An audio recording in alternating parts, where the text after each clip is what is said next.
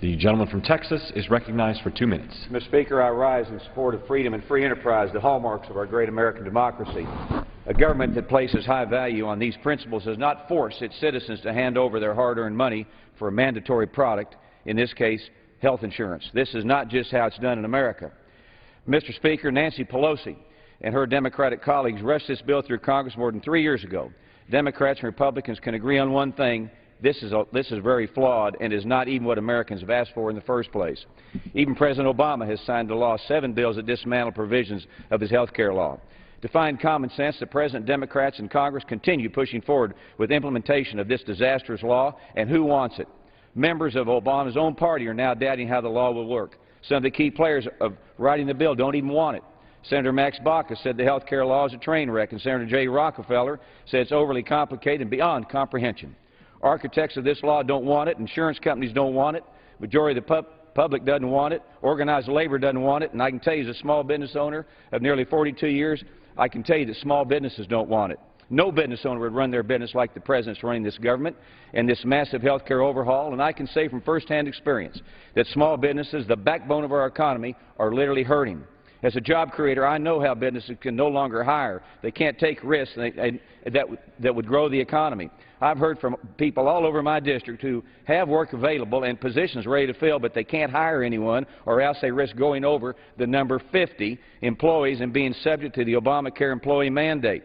Everybody wants to be at 49. How is this good for Americans in America? The struggling economy has already forced families to cut back and tighten their budgets. How does the President expect these hardworking taxpayers to pay an additional $3,000 each year for Obamacare? I've had employees come to me in tears, wondering how they're going to provide coverage for their families. And even the few Americans able to keep their current insurance will see their premiums rise by an average of 73%. Again, I ask, how is that good for America? Mr. Speaker, in closing, I'd like to quote Patrick Henry. He claimed the Constitution is not an instrument for the government to restrain the people. It is an instrument for the people to restrain the government, lest it come to dominate our lives and interests. Let's put an end to the chaos, do what's right for our families and businesses and tax dollars. Repeal Obamacare today. The quicker, the better. I yield back. The gentleman's time has expired. The gentlelady from New York is recognized. Mr. Speaker, I yield 2 minutes to the gentlewoman from California, Ms. Matsui. The gentlelady from California is recognized for 2 minutes. Thank you, Mr. Speaker, and I thank the gentlelady for yielding. Mr. Speaker, I rise today in strong opposition to the rule and the underlying legislation. Well, here we go again. In fact, I've lost count of how many times we've had to vote on a bill to repeal the Affordable Care Act. The underlying legislation before us today would deny my constituents and the American people access to affordable health care. It would increase health costs and reduce benefits for millions of American families. It's particularly ironic that during Older Americans Month, we are here voting on a bill that will eliminate benefits to seniors, including preventive services and savings on prescription drugs. It would allow insurance companies to deny coverage to Americans with pre-existing conditions, drop coverage when people get sick, reinstitute lifetime limits on coverage, and charge people more based merely on gender. The Affordable Care Act has already created long-lasting benefits for many of my constituents, including Teresa, a single mother of 4 whose youngest child is 20 and lives with a pre-existing condition. Prior to the Affordable Care Act, Teresa was personally spending over $10,000 a year to pay for the care. Her daughter's medical condition prevented her from attending college, but thanks to the Affordable Care Act, she was able to be added back to her mother's health plan. This has meant tremendous savings for Teresa, who was worried she might lose her home, along with the care her daughter desperately needed. A vote against this rule and against this underlying legislation is a vote to protect our constituents from unfair insurance company practices, to provide relief to Americans, young and old alike, to protect job growth and creation, and for a fiscally responsible future. It is time for this Congress to move forward, not backwards. I urge my colleagues to vote down this rule and the underlying legislation, and I yield back the balance of my time. The gentlelady yields back. The gentleman from Texas is recognized. Mr. Speaker, I now yield 2 minutes to the gentleman from Louisiana, Steve Scalise. The gentleman from Louisiana is recognized for 2 minutes. Thank you, Mr. Speaker, for yielding. I thank the gentleman from Texas for yielding. I rise in strong support of this rule, and as a proud co-sponsor of this bill to repeal Obamacare, I think it's very important that we in this House have this vote. And yes, we've had this vote many times. I think it's important to have it again this Congress because so much more has come to light since the last time that this vote was held in the last Congress. What are some of those things? Well, of course, when Nancy Pelosi was Speaker, she famously said, you have to pass the bill to find out what's in it. Well, we're seeing more and more every day just how many devastating things are happening in our economy because of Obamacare. In fact, how bad is it? It's so bad that one of the Senate architects of the bill, Senator Max Baucus, said, I see a huge train wreck coming down. Now, when they were in the back room writing this bill, he was the guy with the pen. He wrote the bill in the Senate, and he said it's a train wreck coming down. Why would we want to do this to the American people and the system of health care that we have today that has some problems, but why would you want to go and destroy the things that work? You fix the things that work. This bill, Obamacare, is actually scheduled to increase health care costs dramatically by American families. In fact, what will it do to our health care system? And this is what families are finding out all across not just southeast Louisiana, the area I represent, but all across the country. This chart shows all the different federal agencies that come in between a patient and their doctor in health care. It used to be the patient talking to the doctor, and they make the health care decision. That was the sacred relationship in health care. Now you've got all these federal agencies, and who's at the top? The IRS. The IRS is the enforcement arm of Obamacare. And of course, just in the last few days, we've seen the corruption at the IRS where they've literally gone and picked winners and losers, picked partisan fights, and literally tried to enforce the Obama administration's will, punishing the enemies of the Obama administration. This is not the agency that should be running health care. We need to repeal this law and go fix the real problems in health care, and I yield back. The gentleman's time's expired. The gentlelady from New York is recognized. Mr. Speaker, I'm pleased to yield 2 minutes to the gentlelady from New York, Ms. Maloney. The gentlelady from New York, Ms. Maloney, is recognized for 2 minutes. I thank the gentlelady for yielding and for her extraordinary leadership. And I rise, Mr. Speaker, today in opposition to the Patients' Rights Repeal Act and in opposition to the rule. Mr. Speaker, at a time when the American people would like Congress to focus their attention on increasing and growing the economy and growing job growth, we are instead, for the 37th time, involved in partisan politics. It is especially troubling that our Republican colleagues have chosen to celebrate National Women's Health Week by attempting to undo the important gains that were made for women's health in the Affordable Care Act. A study issued by the Joint Economic Committee while I was chair found that across this country, under the old status quo, an estimated 64 million women lacked adequate health insurance, and 39% of all low-income women had no health insurance coverage at all. A repeal now of the Affordable Care Act could mean that millions of American women could find it nearly impossible to gain insurance if they had a pre-existing condition, such as a pregnancy. A repeal now would take away benefits women are already receiving, such as free mammograms. A repeal now would mean that the end of lower-cost prescription drugs for our seniors. A repeal now would yank young people off of their parents' policies between the ages of 23 and 26. A repeal now would send us back to the bad old days, to the days of pre-existing conditions, gender ratings, and lifetime caps. It would mean that the next year, and this next year alone, over 1.9 million people would not have access to quality, dependable health insurance coverage. A vote no on this repeal, and I yield back the balance of my time. The gentlelady's time has expired. The gentleman from Texas is recognized. Thank you, Mr. Speaker. I now am pleased to recognize the author of the bill and a true leader in this effort, in this fight. The gentlelady from Minnesota, Ms. Bachmann, is recognized for such time as she may consume. The gentlelady from Minnesota is recognized. Thank you, Mr. Speaker. Mr. Speaker, I strongly urge all of my colleagues on both sides of the aisle to listen to the clear, distinct voice of the American people. They have spoken loudly. They have spoken clearly. They heard the words of then Speaker of the House, Nancy Pelosi, when she famously said, we must pass Obamacare before we can know what's in it. And as my colleague Steve Scalise said, now we know what's in the bill, and now we know why Obamacare is less popular today than even before it was passed for the first time. Because you see, Mr. Speaker, the more we learn about Obamacare, the more unpopular it becomes. Even the Democrat, Max Baucus, who helped write Obamacare, said, "I just tell you, I see a huge train wreck coming down." Well, I ask you, Mr. Speaker, 7 months from now, when Obamacare comes fully online, when people's health care premiums will soar through the roof, in some cases increasing 417%, what then, Mr. Speaker? We see this coming, just like the Titanic. We see the iceberg, only it's not just in a mist shortly in front of our eyes. We have time to turn. And that's why we're here. We're here to make the turn from a train wreck. So why not repeal that bill today? Repeal it in the House, but repeal it in the U.S. Senate. And force the President of the United States to repudiate his signature piece of legislation under his watch, which his own party calls a train wreck. It's now. Now is the time to listen to the American people. You see, Mr. President, President Obama told us, he promised us, that Obamacare would fund insurance for people with pre-existing conditions.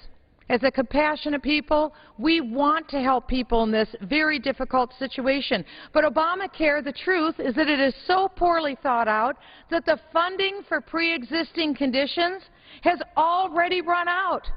You heard me right, Mr. Speaker. Less than 1% of the American people with pre-existing conditions got the funding, and now the door has been slammed in their face.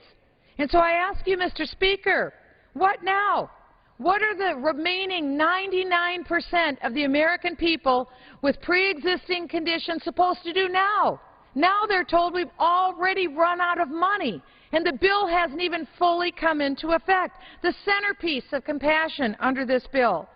And now we've learned that the IRS, the Internal Revenue Service, I used to be a federal tax litigation attorney, and our client was the IRS. I was involved in this agency. Now we've learned that the IRS, who is tasked with enforcing this very unpopular bill of Obamacare, the IRS admitted they targeted Americans. They targeted conservative groups. They targeted Christians. They targeted pro-Israel people. They targeted people who are pro-business, who want to be against accumulating debt. And yes, they targeted Tea Party groups based upon their political and religious beliefs. And so this gargantuan government expansion, known as Obamacare, will allow bureaucrats access to our most intimate, personal health care information. It will be in a huge database that government is putting together and building right now. Under Obamacare, the average American will pay more, they'll get less, and now they have to worry that their government may punish them because of their beliefs. This is America. We don't do that in this country. We want real solutions. We want cures for Alzheimer's. We can have it. We want cures for Parkinson's disease. It's within our grasp. We want cures for juvenile diabetes. Spend our money there. We deserve better. The American people deserve better solutions and real reform in health care.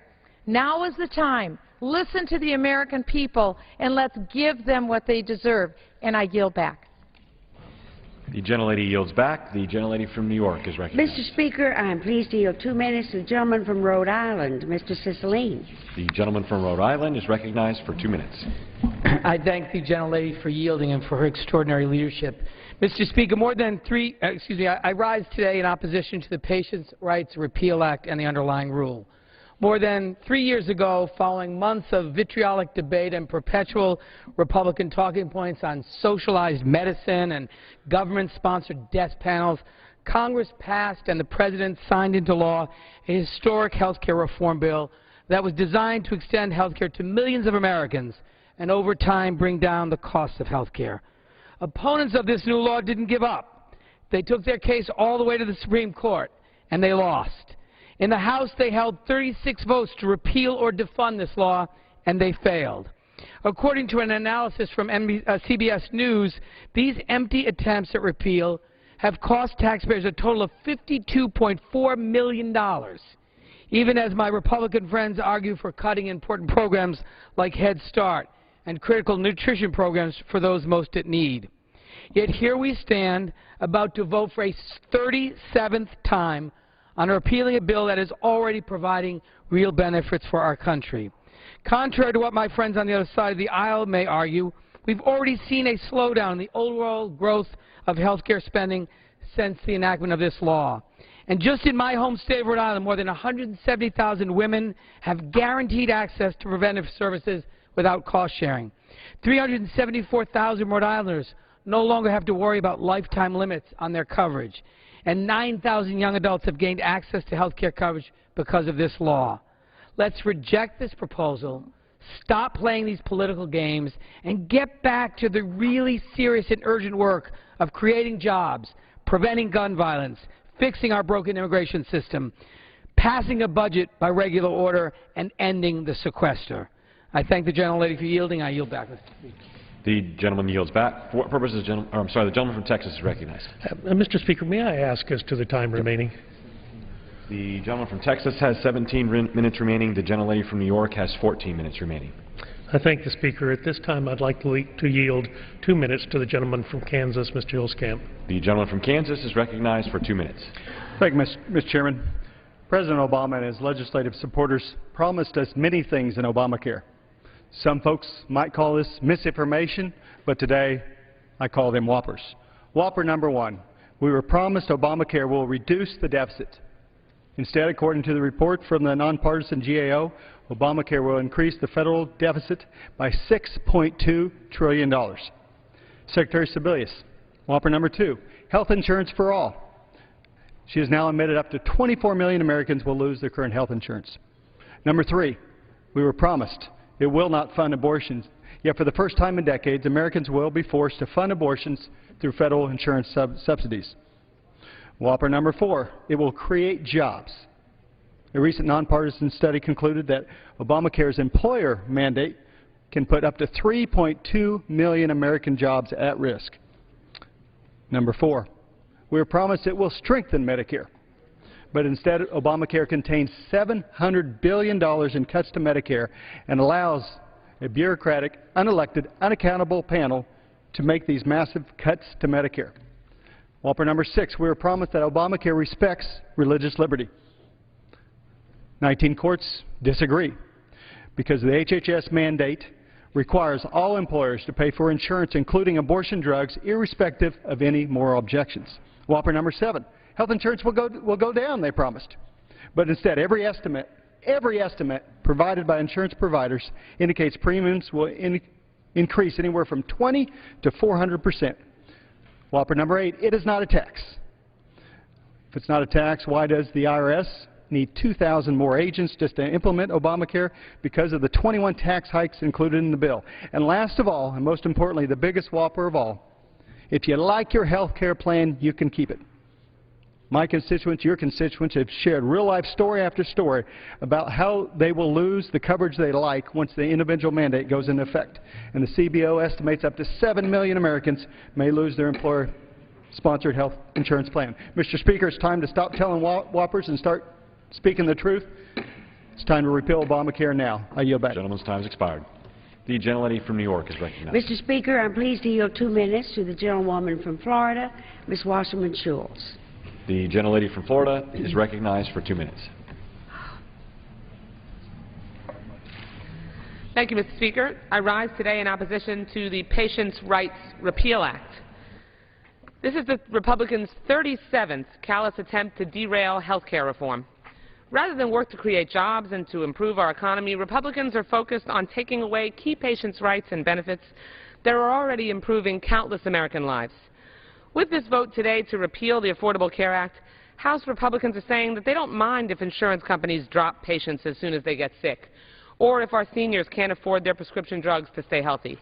3 years after the Affordable Care Act was passed by Congress, signed into law by the President, and upheld as constitutional by the Supreme Court, Millions of Americans, particularly our nation's women, are seeing meaningful protections for their health and well-being.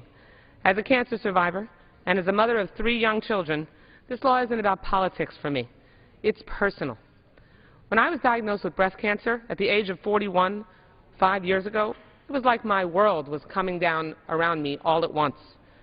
My colleagues must understand, and we were reminded again this week, there is nothing in the world more gut-wrenching as a parent than not being able to ensure your children that their mom is going to be okay, or that they won't have to worry about getting cancer someday themselves. I was fortunate to have exceptional health care coverage, but too many women in our country have never had the ability to see a doctor, and so many face true financial hardship with a diagnosis like mine. Over the past 5 years, I've had so many women come up to me and confess that they haven't had a mammogram in years because they can't afford the expensive copays or they fear the prohibitive cost of treatment. That is unacceptable in the United States of America. Imagine how many millions in our country face terrifying health care decisions every day. This Congress has the power to protect them from uncertainty, instability, and financial ruin. That power lies in the provisions of the Affordable Care Act, tools like free preventative care and cancer screening services that help save women's lives. We cannot waste another minute with more of these meaningless attempts to repeal a law that has already made a difference for so many of our constituents. For our children and all families across this nation, we must come together and work to implement this historic health care reform that is the law of the land and that is not going to be repealed. Thank you. I yield back the balance of my time. Expired. The gentleman from Texas is recognized. Thank you, Mr. Speaker. At this time, I'd like to yield 1 minute to the gentleman from Virginia, Mr. Hurt. The gentleman from Virginia is recognized for 1 minute. I thank the gentleman for yielding. Mr. Speaker, today I rise in support of a full repeal of the President's health care law. I believe we must repeal this law and replace it with patient-centered, market-oriented reforms that will improve patient care, broaden patient access, and reduce patient costs. From the beginning, the President promised that his health care law would improve the quality of health care for all Americans. He said if you wanted to keep your doctor, his plan was for you. If you wanted to keep your health care plan, his law was for you. He said that if you wanted lower insurance premiums, his law was for you. Well, the bill passed, and the people of Virginia's 5th District are getting a full dose of it, and they don't like what they see. As I've traveled across Virginia's 5th District, I've heard from our constituents, our Main Street businesses, our local governments, and our health care providers that this law is not living up to the President's promises. In fact, people are not able to keep the health care plans that they've always counted on. People are being hit with spikes in insurance premiums, and people are having to take second jobs because they can't afford to live on a 29-hour work week. This repeal bill is important because it is an expression of the sentiment of the people I represent. They want real health care reform, not government mandates. I encourage my colleagues to support the rule and support this bill. I thank the gentleman for yielding. The gentleman's time has expired.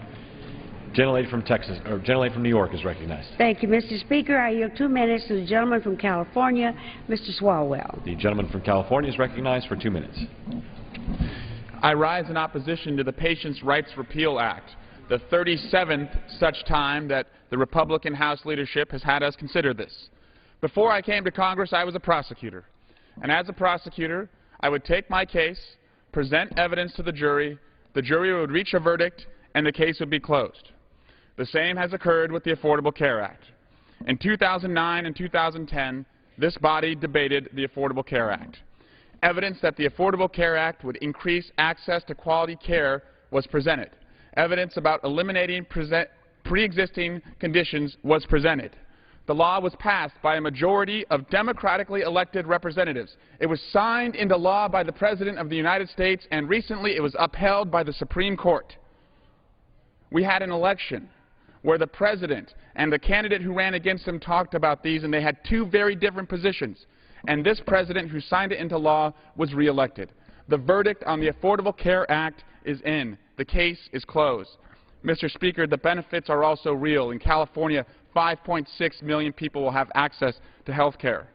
There are very serious issues facing our country: growing and lifting our economy, having a green energy policy that makes us independent from other foreign sources of oil, and passing comprehensive immigration reform. But this House Republican leadership is acting like a frivolous litigant, wasting our time, voting over and over and over 37 times to repeal the Affordable Care Act.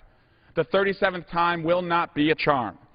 The definition of insanity is doing the same thing over and over and over and expecting a different result.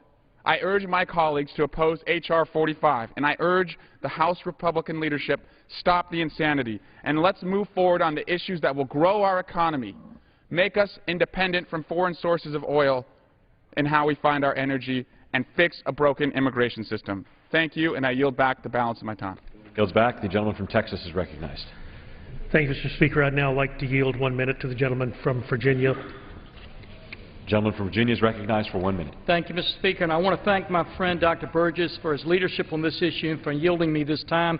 We just heard the Speaker talk about the definition of insanity and what Americans woke up just the last few weeks and realized the definition of insanity is giving massive amounts of information to thousands of new Internal Revenue Service agents who can use it as leverage over our lives. And I hope that despite the fact that this bill is increasing costs on individuals and businesses, at least we ought to agree. We don't want to hire thousands of new Internal Revenue Service agents, give them all of this information that they can use to, as an abusive process over our lives. In addition to that, Mr. Speaker, I've introduced the Prevent IRS Overreach Act, which would at least take the Internal Revenue Service out of this provision. I hope that we'll adopt this rule, we'll support the underlying bill, and with that, Mr. Speaker, I yield back the balance of my time. The gentleman yields back. The gentlelady from New York is recognized. Mr. Speaker, I'm pleased to yield 2 minutes to the gentlewoman from Texas, Ms. Jackson Lee. The gentlelady from Texas is recognized for 2 minutes. Rise and extend. Without objection.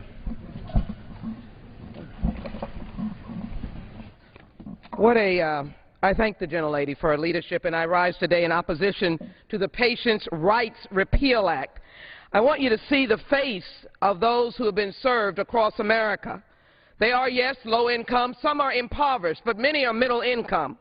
In fact, there was an article in the Texas newspaper that said part of what drives the need for health care, or Medicaid, expanded Medicaid, which is part of this great bill, the Affordable Care Act, is the fact that people are impoverished. And so here's what my friends want to do today for the 37th time.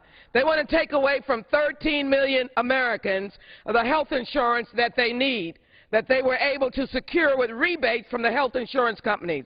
They want to take away from 105 million Americans, 71 million Americans in private plans who have received free preventative services. They want to be able to tell the women who needed mammograms and additional tests for breast cancer that you can't go in and get the preventative care that you need to save lives. Oh, yes, they want to tell 17 million children with pre-existing disease, you cannot go in anymore and be covered. The conversation over here is plain foolish. They're only talking about their economics of wealth. Yes, maybe their districts have not felt the pain of racial disparities, which they're going to eliminate if they get rid of this bill. Maybe they're not in one of these states, 10 states like Texas, that has 28.4% uninsured, along with Louisiana and Arkansas and Georgia and many others, Florida, that have uninsured people who need this. Maybe they'll tell the 6.6 million children that have taken advantage of the law to obtain health insurance with pre-existing disease that they cannot do that. Or maybe they'll tell the seniors that you can go back into the donut hole again. I don't know why we're doing this, but I will tell you that I see that lives are saved. I introduced an amendment to make sure that we didn't lose the federally qualified health clinics. When you repeal this bill, you will dash the hopes of those who've been walking into their neighborhoods, going into federally qualified health clinics, getting the good care that they need. All this is spoiled grapes. That's what this is. Drink the wine and leave us alone, and make sure that we keep the patients' bill, that patients' bill of rights. And thanks to the Affordable Care Act, I yield back. The gentleman from Texas is recognized. Mr. Speaker, at this time, I would like to yield 2 minutes to the gentleman from Georgia, Dr. Paul Brown. The gentleman from Georgia is recognized for 2 minutes. Thank you, Dr. Burgess, for yielding. The Obamacare law must be ripped out by their roots and needs to be replaced with something that makes sense for my patients and my colleagues so that we can deliver good quality health care. Obamacare is a destroyer. It's going to destroy the doctor-patient relationship. It's going to destroy the quality of health care in America. It's going to destroy budgets, from personal budgets, family budgets, business budgets, state budgets, and even the federal budget. It's a big spending bill. We've got to stop this outrageous spending. I just got off the phone with our governor, Nathan Deal, and he told me that the cost of health care for state employees in Georgia has gone up 12% because of Obamacare, and it's going higher. I just got an email from a businessman in Georgia who said his premiums have doubled since last year because of Obamacare. We must rip it out by the roots and replace it with my Patient Option Act that's a market-based, patient-centered health care plan that will literally make health care cheaper for everybody in this country. It will provide coverage for all Americans, and it's going to save Medicare from going broke.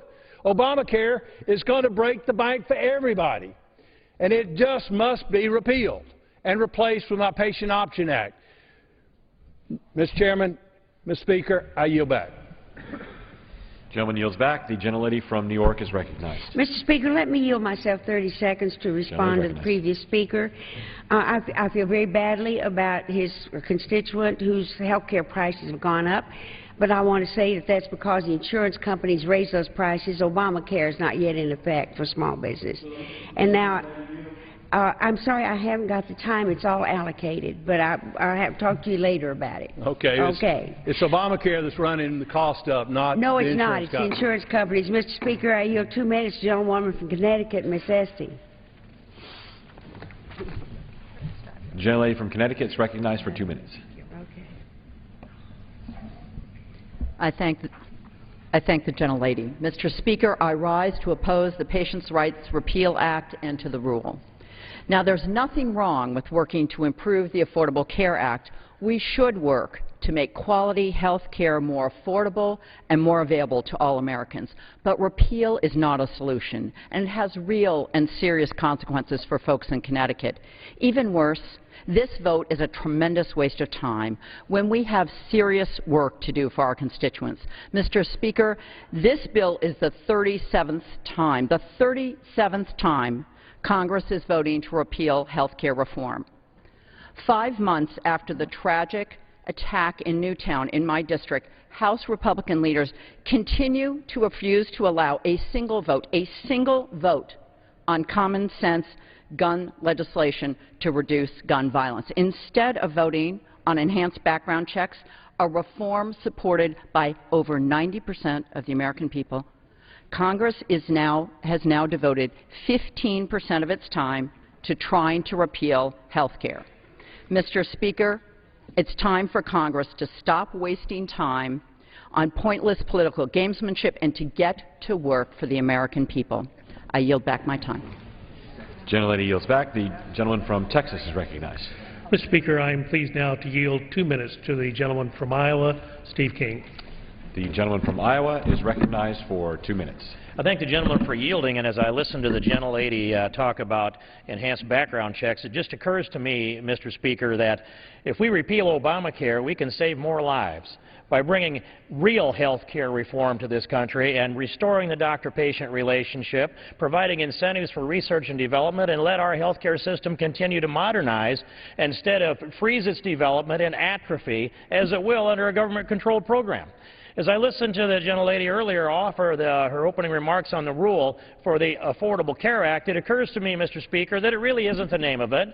It is the Patient Protection and Affordable Care Act, that long lingo that nobody knew what it was, so it was market tested, reduced down to the Affordable Care Act. We know it's the Unaffordable Care Act. That's why we call it Obamacare. It was passed by legislative shenanigans, and it passed it in the dark of the night. They had to split some of it out and pass it by reconciliation because even the voters in Massachusetts, and to replace Teddy Kennedy's seat, elected a Republican to put a block to Obamacare. That's an extraordinary event to happen in America. 87 new freshman Republicans came into this Congress as a result of it. The Blue Dog Democrats became essentially politically extinct because of Obamacare, and the promises that were made were obviously not kept. We remember the President's promises. There are 3 big promises that he made. If you like your doctor, you can keep him or her. No, we all know that's not true. If you like your insurance and your insurance premium, you get to keep it. Your premiums aren't going to go up. We know that's not true. The costs have gone up. The premiums are going up. There's discussion about a 73%, apparently an average number that the earlier gentleman spoke about was a premium increase with Obamacare. I can tell you that those numbers that say up to 400%, they are real. 2.5 months ago, I sat down with the health insurance underwriters, and they gave an example of a 28-year-old woman who's satisfied with her share of her individual policy premium today at $200 a month. If she smokes, would see the premium go from $200 to $800 a month. It is a malignant tumor. It's metastasizing on American liberty. It must be ripped out by the roots and completely repealed, and I yield back the balance of my time. Time's expired. The gentlelady from New York is recognized. Thank you, Mr. Speaker. I'm pleased to yield a minute to the gentlewoman from California, Ms. Chu. The gentlelady from California is recognized for 1 minute. Mr. Speaker, I rise today in opposition to the Patients' Rights Repeal Act. Doing the same thing over and over again and expecting a different result? That's insanity. This week, House Republicans are trying to repeal the Affordable Care Act for the 37th time. 36 failed attempts weren't enough? More than 105 Americans have had arbitrary lifetime coverage caps lifted because of this law. Up to 17 million children with pre-existing conditions can no longer be denied coverage. And more than 6.5 million children up to the ages of 26 now have coverage on their parents' plan, about half of whom would otherwise be uninsured. Why would anyone want to roll all of this back? Why would anyone waste 43 days, as Republicans have done so far, to repeal a bill that does so much for the American people? It's not smart. It's not logical. More importantly, it's not right. Expired. The gentleman from Texas is recognized. Mr. Speaker, I'd now like to yield 1 minute to the gentleman from Texas, Mr. Culberson. The gentleman from Texas, Mr. Culberson, is recognized for 1 minute. Mr. Speaker, I think there's one thing America needs to know that simplifies this debate very clearly. The only people exempt from Obamacare is the President, the Vice President, the committee staff that wrote the bill, exempted themselves from the bill, and the federal agencies that are implementing Obamacare are exempt from the very law that they're shoving down the throats of the American people. The Democrat majority that passed this bill over the objections of the overwhelming majority of the nation didn't even bother to read it. Speaker Nancy Pelosi said we have to pass the bill to see what's in it. They had no concept of what was in it.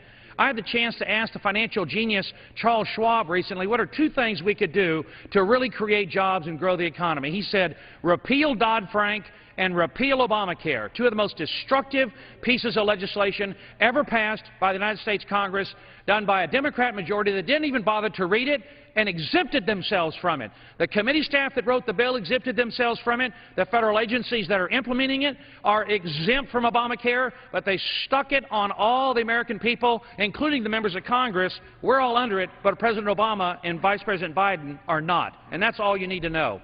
Has expired. The gentlelady from New York is recognized. To respond to what we just heard, and none of us are exempt, I don't know what in the world that's all about. I'd like to give a minute to Mr. Andrews, gentleman from New Jersey. The gentleman from New Jersey is recognized for 1 minute. I ask unanimous consent to revise and extend my remarks. Without objection. The House deserves a vigorous debate on any question, but it also deserves a factual record. The President, the Vice President, the employees of the executive branch are subject to the law in the following way. Because they receive coverage for their employer is subject to the rules of the law. The second thing I want to make very, very clear. No member of the House of Representatives is exempt from this law in any way, shape, or form. None.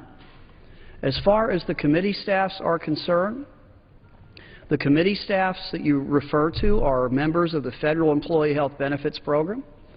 Nothing in the law changes that. Just as any other person in America who's insured by their employer, they have to live by these same kind of rules. This just isn't true. If the gentleman would yield. I don't have my much good time. friend from New Jersey, very quickly, the committee staff is exempt. The President of the United States is exempt, No, but he they're not. volunteered to sign up. Reclaiming my the time. President did agree to sign up. Reclaiming my time. The gentleman from New Jersey can Reclaiming my time. This is just not correct. There is no one exempt from this coverage. Does the gentleman agree that he is not exempt from this coverage? Are you exempt? Gentleman's time's expired. Can I ask for 10 more seconds? I'm going to give you another 30 seconds. Please. Well, I will yield. I control the time. I would yield to the gentleman. Are you exempt from this law, sir? Members of Congress are covered, but the committee staff that wrote the bill, reclaiming my time. the members of the committee staff that wrote the bill are exempt. Mr. Speaker, reclaiming my time. Controls the time. The committee staffs who are involved in writing the bill are federal employees subject to the Federal Employees Health Benefits Act. There have been many distortions about this law. This is just one of them. What I want to point out, one of the earlier speakers said that there's a GAO study that says this increases the deficit by some imaginary number. The scorekeeper around here for deficits is the Congressional Budget Office. They say it reduces the deficit by $100 billion. I yield back. Gentleman's time's expired. The gentleman from Texas is recognized. Mr. Speaker, may I inquire as to the status of the time for both sides? The gentleman from Texas has 8.5 minutes remaining. The gentlelady from New York has 3.5 minutes remaining. Mr. Speaker, I would now like to yield 2.5 minutes to the Chairman of the Rules Committee, Mr. Sessions of Texas, for his consideration. The gentleman from Texas, Mr. Sessions, is recognized for 2.5 minutes. Thank you, Mr. Speaker. Mr. Speaker, today we're having a vigorous debate about President Obama's health care bill. And the reason why we're doing this is that there have been 7 or 8 different provisions already that have been repealed from this bill in the last 2 years because either it was fraud, it was onerous, or it would not work. The reason why we are on the floor today is not to waste time, but to give the American people, through representative government, an opportunity to say, we now know more about that bill that was not read. And here's what we know. We know that it is a $1 trillion-plus spending bill. $1 trillion that would have been in Americans' pockets to make their own decisions about their health care. But now it is flowing to the federal government, and what it is doing is arbitrarily causing our country, and this is based upon the laws that are already in place in this country of what will happen to the debt of our country. President Obama and Democrats have led us to trillion-dollar deficits every single year the President has been in office. And this is just the beginning. And at some point, our country will cease to become what it is, a great nation, because we will join the likes of Eastern Europe. And it is directly because of tax increases and Obamacare, which limits the size of small business and businesses that want to get under this threshold of 50 employees. And so it arbitrarily will diminish the dreams of Americans who want to build their business from a small business to a larger business simply to avoid the IRS, who will be in their business about health care. So the Rules Committee is rightfully so bringing this bill to the floor another time so that the American people who are saying not only publicly in polls but through their representatives, this is not a pathway we want to keep going on. We have to stop the bankruptcy of American business. We need to go back where we have a vibrant economy, where college graduates at least stand a chance to be able to have a job and to move our country forward. I thank the gentleman from Texas for the time. I yield back my time. The gentleman's time has expired. The gentlelady from New York is recognized. Thank you, Mr. Speaker. If we defeat the previous question, I will offer an amendment to this rule that will allow the House to vote on what the country really needs right now, a bill to create more American jobs. The SEAM Act would help to not only create more jobs, but more American-made products by creating tax credits for productive American manufacturers in the energy innovation industry. I ask the majority to stop these political games. This bill has had no committee action and no discussion is simply brought back over and over, and work with us for a change to put some smart policies forward. To discuss our proposal, I yield 2 minutes to the gentlewoman from Arizona, Ms. Sinema. The gentlelady from Arizona is recognized for 2 minutes. I thank the gentlelady for yielding. Mr. Speaker, I do not believe that the Affordable Care Act is perfect. I also do not believe that Congress serves the American people by engaging in a partisan fight on this floor for the 37th time. Is the law perfect? No. Can we and should we come together, stop fighting, and get back to the work of the people? Yes. There is broad agreement in our country that the Affordable Care Act is not perfect. So let's start there. Instead of fighting, Congress should work together to fix this law and make it work for Americans. Today, I believe our time is best served by working together to create that which our country so badly needs: jobs. Hard-working families are waiting for us to deliver on a promise that brought many of us to this chamber, a jobs bill that puts Americans back to work. My amendment, the Security and Energy and Manufacturing Act, creates high-paying, clean energy jobs. It supports American businesses that create innovative energy products and hire workers here in America. This is a jobs proposal to help American businesses grow and stay competitive in a global marketplace. I want businesses in my community to put their innovative energy products right into our economy. Energy innovation is quickly becoming one of the world's largest industries. Countries all over the world purchase billions of dollars worth of innovative products. I want to see those products made in America, not China. I want Arizona and America to be globally competitive. By defeating the previous question, we have the opportunity to restore U.S. manufacturing jobs. Our constituents sent us here, Democrats and Republicans alike, to work together and get Americans back to work. My proposal does just that. I yield back. Gentlelady yields back. The gentleman from Texas is recognized. Mr. Speaker, at this time I'm pleased to recognize the gentleman from South Carolina, Mr. Price, for 1 minute. The gentleman from South Carolina is recognized for 1 minute. Thank you, sir. I want to start out by saying I ran a small business for 25 years before entering Congress. I always carried health insurance on my employees. But the required coverages under Obamacare are far in excess of the coverages I ever carried. We never carried mental health coverage. We didn't carry substance abuse coverage. We didn't carry vision or dental. Guess what, employers? You won't have that choice anymore. The federal government will dictate to you what coverages you must carry on your employees. My colleagues across the aisle speak about jobs. This act has had a horrible stifling effect on hiring in this economy. 70% of small businesses indicate this job has created doubt as to whether or not they'll hire additional employees. Small businesses are cutting hours of their employees from 40 back to 30 so that they won't be considered full-time employees under this act. Hard-working Americans are suffering today because of this act. Doctors, physicians are already dropping out of the system. It's been estimated that up to 15% of hospitals will close if this act is ultimately... Thank you, sir. I yield back the rest. Gentleman's time is expired. The gentlelady from New York is recognized. Mr. Speaker, I'd like to inquire if my colleague has any more speakers. If not, I'm prepared to close. I have an additional speaker and then my close. Then I'll reserve. Gentlelady reserves. Gentleman from Texas. And I am pleased to yield 1 minute to the gentleman from California, Mr. LaMalfa. The gentleman from California is recognized for 1 minute.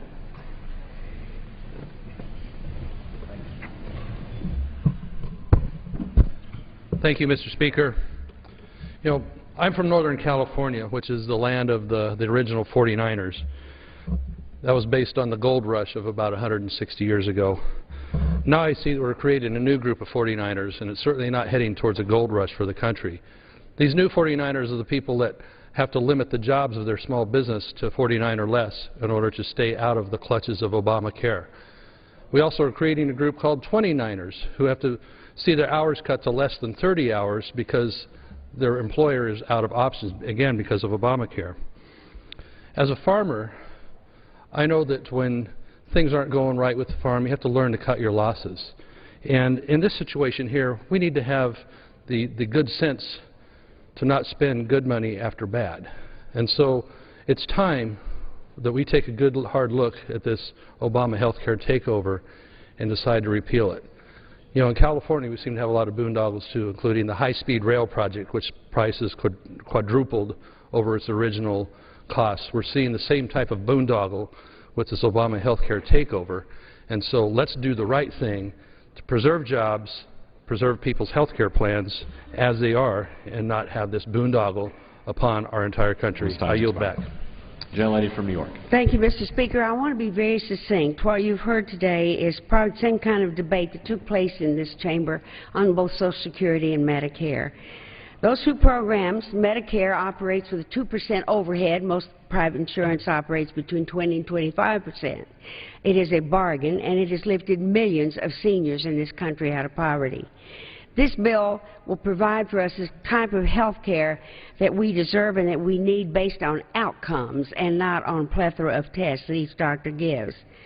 I am absolutely astonished at what we've heard today, but there are a couple of things I really want you to remember. One, today we have spent $53 million, this debate, on just to repeal this law. $53 million. If you are frugal at all, and I am, believe me, that burns me up. I can think of many, many things we could use for that. Almost 7 million jobs have been created in health care since this bill passed. 7 million. 4 more are to come. And the idea that the two things that we really want to do is provide good health care and good jobs in this economy. For heaven's sakes, let's not see this bill up again. Take a good hard look at it. See all the benefits in it for all of your constituents. You don't want to go home and tell the women and tell the seniors and tell the people with pre-existing conditions that you don't care about them. I yield back the balance of my time. Gentleman from Texas, recognized. Yes. It's necessary for me to say this, Mr. Speaker. The gentlelady's time has expired. The gentlelady's time has expired. The gentleman from Texas is recognized. I thank the Speaker. I'll yield myself the balance of the time on our Gentleman's side. recognized. And Mr. Speaker, it was indeed a very dark day 3 years ago in March when this bill was brought to the House floor 11 o'clock at night, 11:30 at night, and passed this House of Representatives after members of the Democratic Conference, the majority Democratic Conference, were lied to by the administration about an executive order to prevent the funding for abortion. That's what tipped the balance. That's what brought those last few wavering votes. And how did we get to that point? Well, throughout 2009, throughout the year, the House had indeed considered the health care question. My Committee on Energy and Commerce did have a markup on H.R. 3200. They took a lot of amendments. Some amendments I offered. Some amendments were bipartisan. All of those amendments that were accepted by the committee at some point evaporated at the light at the opening of day, whatever happened over in the Speaker's office, and they were gone. The health care bill, which the Energy and Commerce Committee passed out, at 1,000 pages, grew to 2,000 pages in the Speaker's office, and all the Republican amendments were stripped out. And then what happened? Well, H.R. 3200 died. It's gone. Nobody's ever seen or heard of it since. That was the House health care product. What in fact happened was down at the White House in July of 2009, there were secret meetings that took place. There were 6 special interest groups that met with the President's folks down at the White House, Nancy Ann DeParle, Rahm Emanuel's brother. These were the folks that constructed the basis of what has now become known as Obamacare. You know, the insurance companies don't hate this law. They like this law. Look what's happened to their insurance stock since the law was passed. They've doubled or tripled in value. That's because they had a seat at the table when this thing was crafted, and it was crafted according to their liking.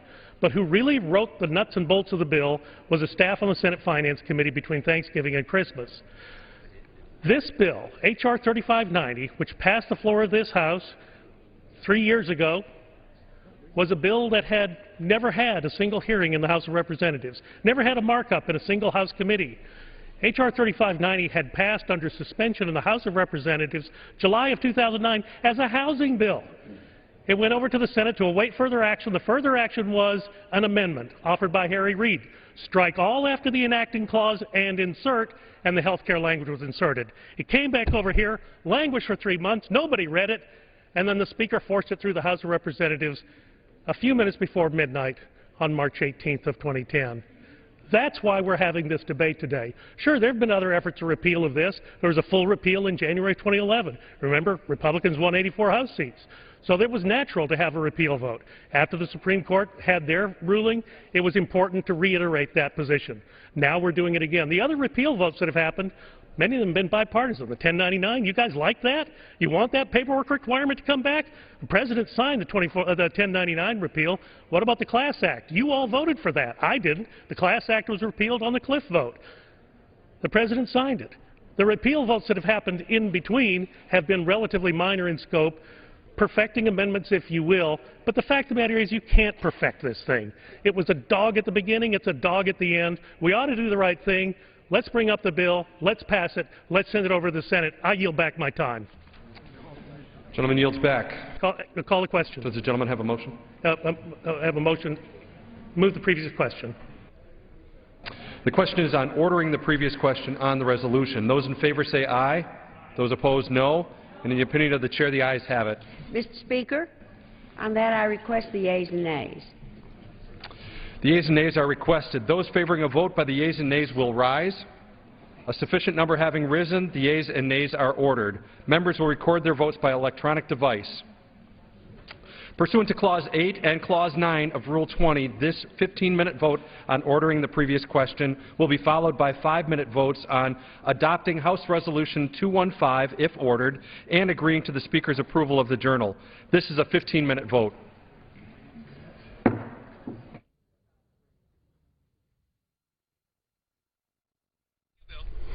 Over the past hour or so, the House has been reviewing the rule for debate on the repeal of the 2010 health care law. This will be the third attempt at a complete repeal of the bill, which was passed in 2010. Bill today sponsored by Michelle Bachmann of Minnesota. We're going to open up our phone lines and get your thoughts on the legislation, the idea of repealing the Affordable Care Act, as it's known. Here's how you can participate. The phone lines for Democrats, it's 202-585-3885. If you're a Republican, that's 202-585-3886. For independents and all others, that's 202-585-3887. We can ask you in particular if do you support repealing the health care law? That's what we're asking on Facebook as well, and we'll read some of those posts too. Facebook.com/C-SPAN is where you go for that. And we're also keeping our eye on the hashtag healthcare, as you may have seen throughout the debate. We'll get to your phone calls in just a moment, but for some further details on today's debate, we spoke to a Capitol Hill reporter. Joining us is Mary Agnes Carey, senior correspondent at Kaiser Health News. Why are House Republicans eager to have another vote to repeal the 2010 health care law? Well, it's no secret the House Republicans hate this law. Speaker Boehner just had a news conference today where he was talking about the law, how he feels it does damage to the economy, it's bad for patients, it's bad for the health care system. And last week he spoke about how 70 new members, 70 new Republicans in the House have not had the opportunity to vote on the president's health law, and they've been asking for that, and he wants to give it to them. In that briefing you mentioned he was also asked about any Republican efforts to replace the health care law. Did he mention any movement in that front? He said a couple of things. He said that he expects the House Republican Conference to talk in coming weeks and talk about what a replacement legislation would look like, and he also told a reporter, we'll let you know when we're ready to have a future vote. But he also talked about some of the legislation that Republicans have advanced before, and they certainly could advance it again. For example, legislation that would overhaul the current medical malpractice law system, allowing insurance to be sold across state lines. That's a Republican favorite. And also expanding something called a high-risk pool where people who can't get insurance in the market could go for coverage. So you could see those elements reemerge. How are Democrats responding to this effort, the latest effort to repeal all or a portion of the health care law of 2010? Kind of with a big collective yawn. I think Nancy Pelosi yesterday was saying, you know, which vote is it and how many times have they done this? And, of course, while this is the first repeal vote in this Congress, on 36 different occasions the House has voted to repeal or defund all or part of the law, and that was in the last Congress. So this has been a reoccurring theme, but I think Republicans think it works for them. It works on the campaign trail. Many Republicans have campaigned against the health care law, either current new members or current members, and they feel that this is really a winner for them, especially as they look towards the 2014 elections. Well, is the law fully in effect today? No, parts of it are and parts are not. And the key thing here to think about why they would look at repeal again is two major provisions go into effect next January. That is the health insurance exchanges, these online marketplaces where people can start to purchase coverage this fall that go into effect on January the 1st of next year, and also a Medicaid expansion. And together, those two would add tens of millions of people to the healthcare system. So once those are in effect, it might be even harder for Republicans to repeal the law. Speaker Boehner in his briefing today was accompanied by a prop, that 7-foot-tall tower of red tape. What are you hearing about from folks in the healthcare industry about the law's requirements and regulations? What I'm hearing is they're having a hard time figuring it out. This is a major expansion of, for the example, talking about the insurance exchanges and Medicaid specifically. Those are two huge changes to the health care law, and employers also have some new responsibilities on benefits they have to cover, and they're just trying to get guidance from the government, and some of that has been published and more is forthcoming. And to be fair, federal officials have made, I think, all of their deadlines so far in implementing the health care law, but the thing I hear the most is people are simply confused about it, and this was what Senate Finance Committee Chairman Max Baucus was talking about a few weeks ago to Secretary Sebelius, that's Kathleen Sebelius, who runs the Department of Health and Human Services, which is overseeing the implementation. He was saying his folks back home in Montana are very confused about the health care law, and he went as far as to say he sees a train wreck coming in implementation. So there are concerns among Republicans and Democrats on the implementation process, but I think many people are just trying to figure out what it means for them. A look at the debate in the House on the health care repeal bill with Mary Agnes Carey, senior correspondent at Kaiser Health News. Thanks for joining us. Thanks for having me. And the House, the first of 3 votes. This one's the previous question ahead of the vote on the rule for the health care repeal bill itself. The rule would provide for 2 hours of general debate in this previous question. Democrats attempting to amend the rule to allow consideration of a manufacturing and jobs bill. But let's get to your phone calls on your thoughts on repealing the 2010 health care law. First up is Mary in Lee's Summit, Missouri, on our Democrats line. Welcome. Go ahead. I just called to make sure. What I think everybody needs to do is just stop, take a deep breath. This thing is a mess. We need a health care bill. They can scrub this one and then start piece by piece. There's no reason in the world that this can't be done in a more efficient way.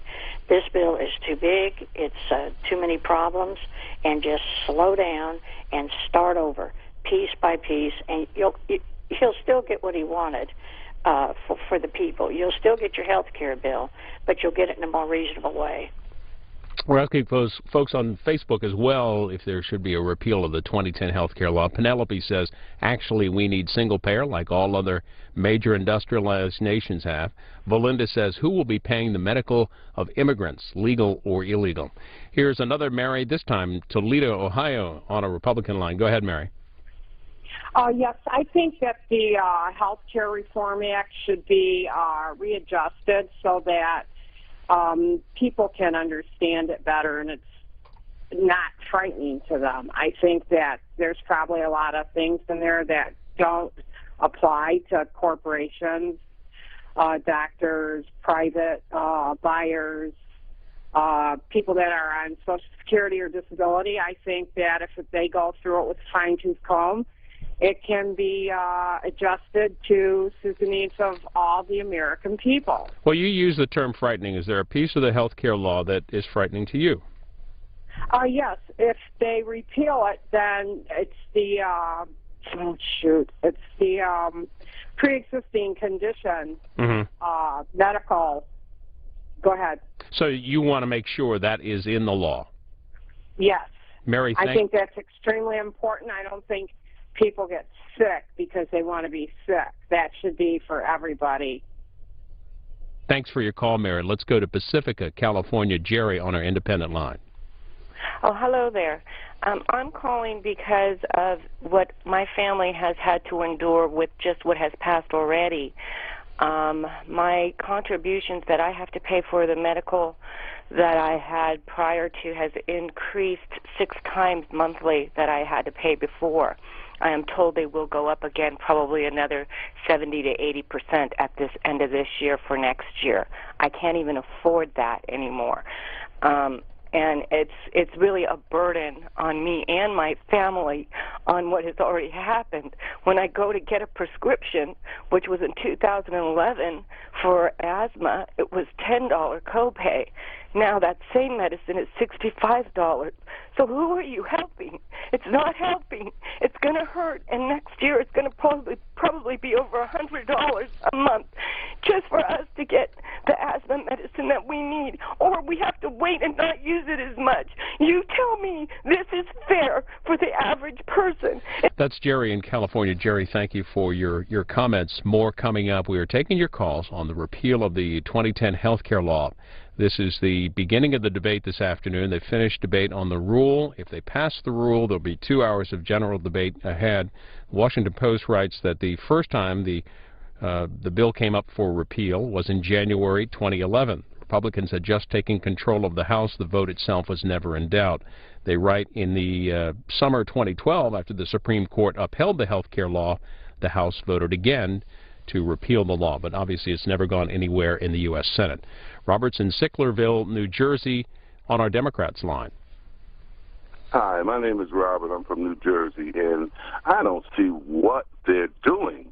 I mean, this has come up 37 times before. It's been beaten down. It'll never pass the House. Why don't they get serious and do something for the American people, like pass a Jobs Bills Act?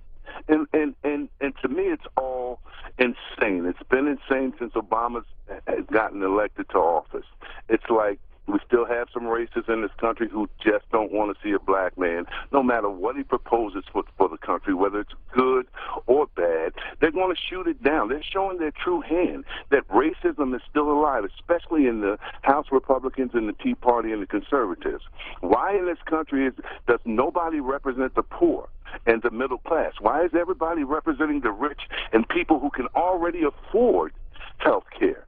They're the ones that want it repealed. They can afford it. They're not worried about the people who can't afford it. This country has to change. It is 2014, and some of this racist nonsense needs to stop. Let's go to our Republican line. Morton is in Hatboro, Pennsylvania. Hi, how are you? Fine, thanks. I'm a senior citizen. I am also an accountant. And I know for a fact businesses are cutting down the amount of jobs to the employees under 30 hours so that they don't have to be involved in Obamacare. And they're also cutting down under 50 employees, whether they're doing it by splitting their companies up into multi-corporate structures so that none of them have over 50 employees. This eliminates our ability to create jobs, number one. Number two,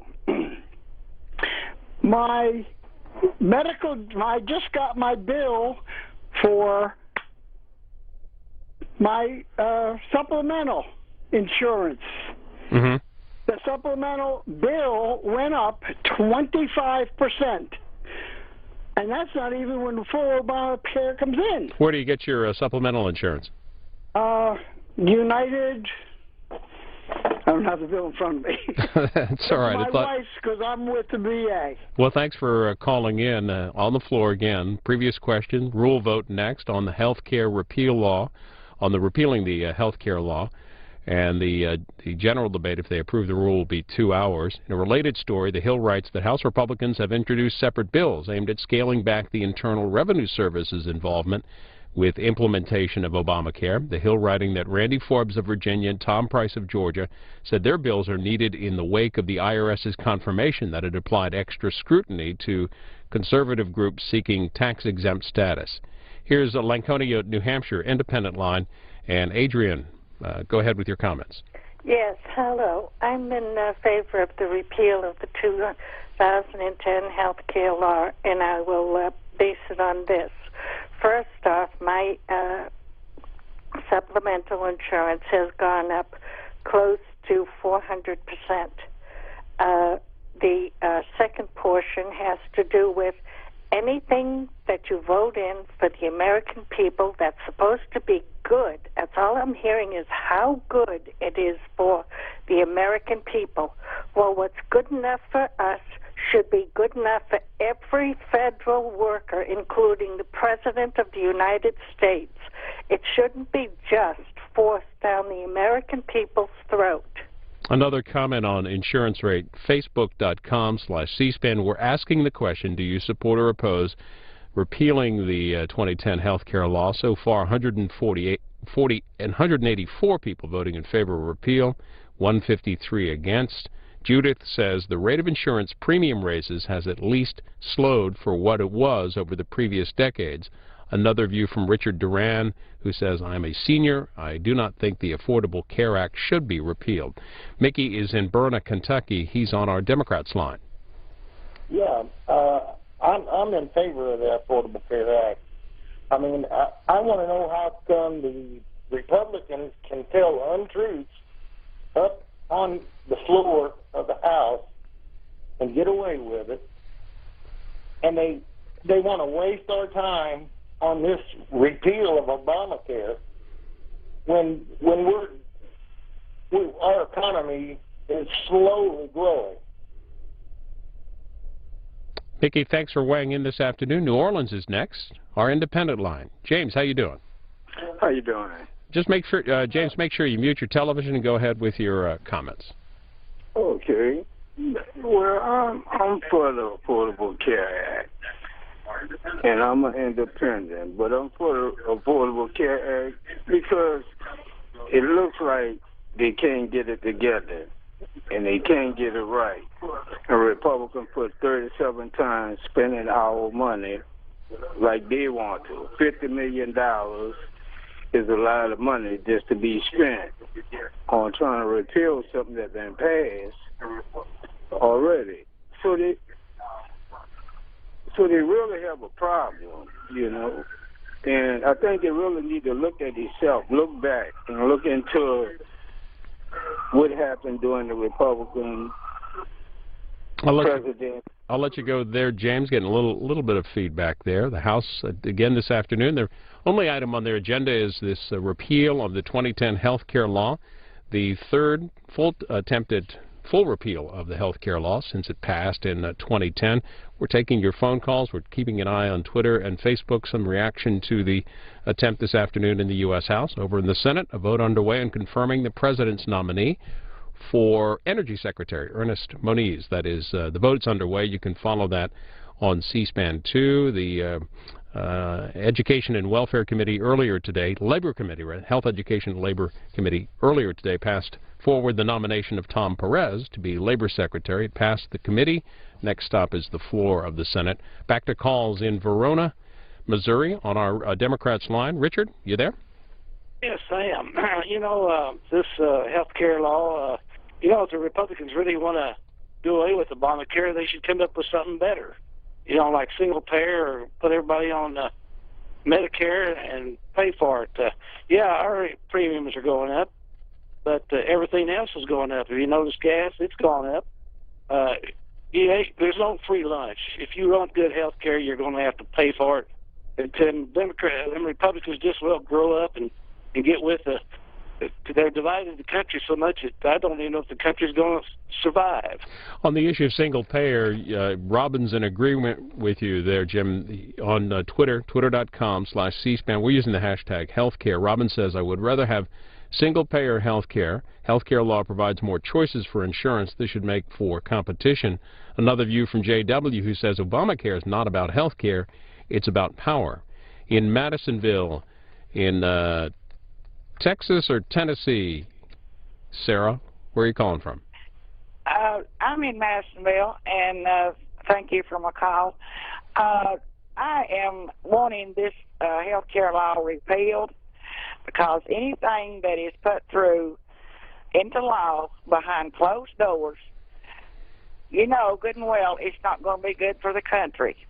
And it don't matter if you're a Republican or Democrat or independent. This bill is affecting the whole country, putting it into chaos.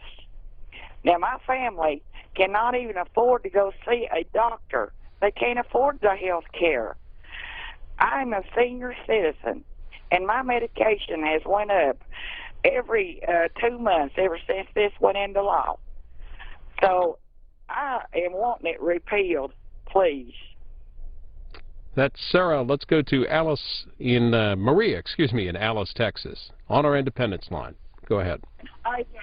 Thank you for the call. I'm actually wanting it repealed only because since we have had this in effect, I'm actually not able to afford health care. I'm a mother of 3 children, single. My job hours have been cut. Insurance has actually just gone up since this Obamacare. Fortunately, I would definitely like it to be repealed. I feel that it was wrong for it to even be put into act without behind closed doors. Like they said, when it's behind closed doors, it's wrong. If you can't let the American people know what's going on in the House of this U.S. Senate, then we should not even have it in there at all. That's just my personal opinion. I feel that we should have voted for Ron Paul. To our Democrats line next, this is Joseph, who is in Norwood, North Carolina. Yes, this is Joe Fazio, and my statement on the health care is that that during the Bush administration, they passed the prescription drug law behind closed doors, written by the pharmaceutical companies. The Obama health care is a answer to the fact that we are the 30th nation, industrial nation, 30th with the worst health care in the world. What can the Republicans do to answer that question? I will get one more view here, a Republican view from Bessemer, Alabama. Larry, go ahead with your thoughts. Alabama, you're on the line. I'm sorry, Larry, that's you. Bessemer, Alabama, go ahead. Okay, I don't know how they could say this law was passed. It was rammed through while Congress was not in session. And also, when people start talking about entitlements, they need to keep Social Security out of it. Social Security is not an entitlement. It's what people worked, was cut out of their check. Their employees pay part of it. And I'm on Social Security disability. What about Medicare? Does that fall into that category? I'm not sure. I really can't say. But I know that...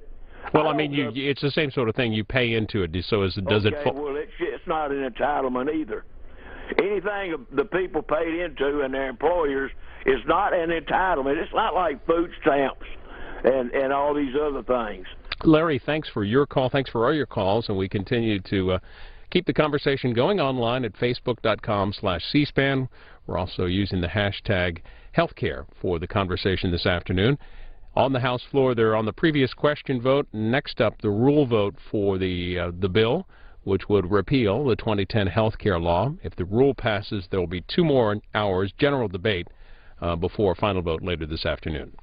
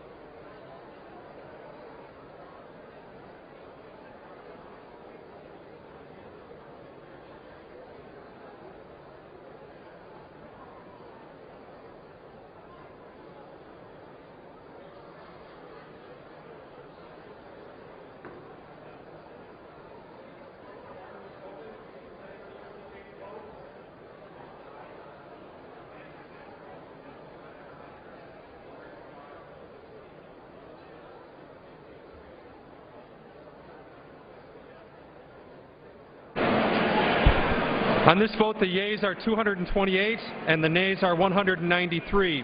The previous question is ordered. The question is on the adoption of the resolution. Those in favor say aye. Those opposed say no. In the opinion of the chair, the ayes have it. Mr. Speaker. What purpose does the gentlewoman? On that, I request the yeas and nays. The yeas and nays are requested. Those favoring a vote by the yeas and nays will rise. A sufficient number having risen, the yeas and nays are ordered. Members will record their votes by electronic device. 5-minute vote.